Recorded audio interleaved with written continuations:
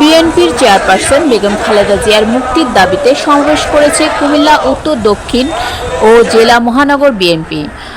সোমবার বিকেলে Victoria college রোডে এই সমাবেশ আয়োজন করা হয়। সমাবেশে প্রধান অতিথি হিসেবে উপস্থিত ছিলেন বিএনপির নির্বাহী কমিটির চেয়ারম্যান মোহাম্মদ শাহজাহান।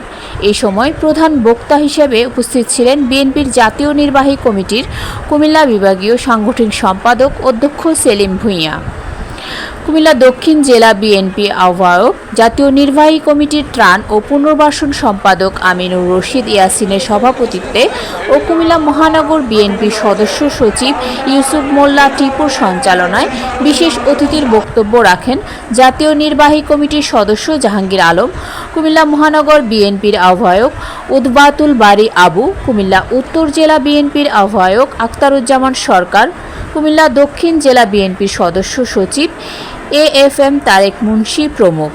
এছাড়াও সমাবেশে কুমিল্লা উত্তর দক্ষিণ জেলা ও মহানগর বিএনপির অঙ্গ সংগঠনের নেতারা উপস্থিত ছিলেন।